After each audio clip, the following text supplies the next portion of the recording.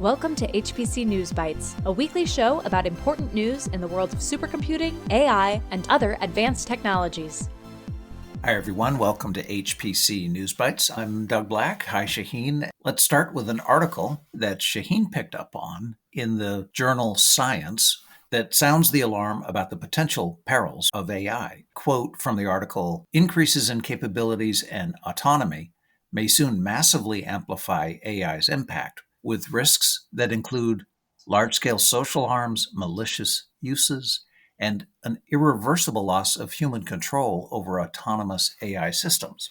Then the authors say, present governance initiatives lack the mechanisms and institutions to prevent misuse. The article presents a plan that combines technical R&D with proactive governance mechanisms. Now, of course, this topic has been discussed for many years, and it's interesting to contrast it with another big AI topic that's gaining prominence over the last month or two, which is the possibility that AI is losing its steam, that AI is being integrated into many other technologies, and that soon it will become somewhat invisible, less a phenomenon in its own right, and more a part of other things. By that I mean there's a strange dichotomy between the 2 points of discussion. But Shaheen, I know you're impressed by this article and by the authors who put it together. What are your thoughts? The big challenge of AI is to maximize all the good it can do while preventing disruptions or worse. It is extremely important, global, and difficult. So you pay attention when 25 of the most celebrated AI researchers, social scientists, and philosophers come together to publish a document called Managing Extreme AI Risks Amid Rapid Progress. The author list includes names like Yoshua Bengio, Jeffrey Hinton, Yuval Noah Harari, Daniel Kahneman, and it just keeps going like that. They propose a plan and advocate policies and funding that can help reorient technical R&D and establish a series of governance measures.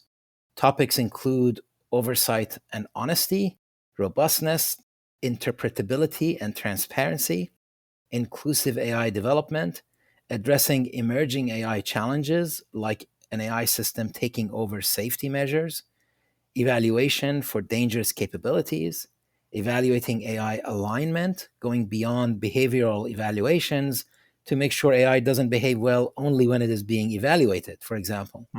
Risk assessment, resilience, and then governance measures like institutions to govern the rapidly moving frontiers of AI, government insight and awareness of AI development and its risks, moving away from the assumption that AI is safe unless proven unsafe, and mechanisms and legal frameworks for mitigation. All really very good. Now, one part of AI that has marched forward is chips, which has fueled geopolitical friction and much else. Taiwan is the eye of the storm since it is a big and growing economy. It is where the most advanced chips are manufactured, and it is across the channel from China, whose ambitions of taking over the island are plain. So it was interesting that AWS and NVIDIA are investing in new facilities and capabilities in Taiwan. Does this mean these big companies do not see a risk of political escalation, or consider their investment as too small to be held back? AI has also fueled proliferation of chips. You can roughly divide them into 5 categories. The big established chip vendors, NVIDIA, AMD, Intel, hyperscalers, AWS, Google, Azure, Meta, who have their own chips for their own use, and right behind them are smaller companies with novel approaches like Cerebras, Grok, Sambanova, GraphCore. You could separate out neuromorphic chips where IBM, Intel, and RAIN have projects. And then you get the big consumer embedded mobile, the space that's occupied by Apple, Qualcomm, Tenstorrent, MediaTek, and Samsung. And the industry seems to have appetite for all of them. We hear interesting things from specialty AI chip companies that point to market traction and, by implication, also an improving software stack. For example, Cerebras, with its dinner plate-sized wafer-scale engine, announced last week a collaboration with Dell to integrate Cerebras CS3 supercomputers, or CS3 clusters, with Dell servers that have AMD EPYC CPUs. So Shaheen, possibly this is a moment for Cerebras and maybe the other specialty AI chip companies to move toward the mainstream and pick up greater market traction. In any case, the market looks far from consolidating. We'll see. Another big aspect of AI chips is their high energy use. Along those lines, Google announced on Friday that it plans to buy 115 megawatts of geothermal energy to power data centers in Nevada.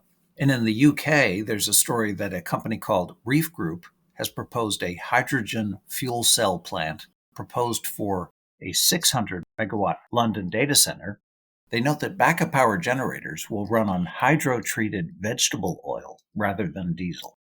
We've seen data centers no longer measured by their size, physical size, but by their power consumption, as they've gotten bigger, hotter, and more expensive to cool. Big tech companies have aggressively embraced low carbon footprint energy sources like solar and wind, and now some of them are taking it a step further. Maybe the most interesting is recent news that OpenAI, the ChatGPT company, wants to buy, quote, vast quantities, end quote, of nuclear fusion energy from a startup fusion company called Helion. An interesting point being that fusion energy, according to an article in Scientific American last year, won't be available until 2050. Helion, on the other hand, says it will have a fusion power plant online by 2028. And there's one more item on AI chips. Earlier this month, at its annual Worldwide Developer Conference, Apple unveiled a new cloud intelligence system designed for private AI processing. Apple also mentioned that they use their own silicon in the data centers as part of these new AI services they announced. This was in addition to the AI models that run on the device and the services that can access through an agreement with OpenAI. Yeah, this is very interesting because Apple's chips are very good for AI. There's a shortage of AI chips, and Apple is a big customer of TSMC and obviously has massive volume. Apple already has a rack-mountable Mac Pro, which can be configured with an Apple M2 Ultra with a 24-core CPU, 76-core GPU, 32-core neural engine, 192 gigabytes of unified memory, and 8 terabytes of SSD storage. They probably have to do something about faster interconnects, but clearly have the wherewithal to pursue that and to build the software stack. It's one of those possibilities that can change the market since it applies consumer technologies to data center uses. All right, that's it for this episode. Thank you all for being with us. HPC News Bytes is a production of Orion X in association with Inside HPC. Shaheen Khan and Doug Black host the show. Every episode is featured on InsideHPC.com and posted on OrionX.net. Thank you for listening.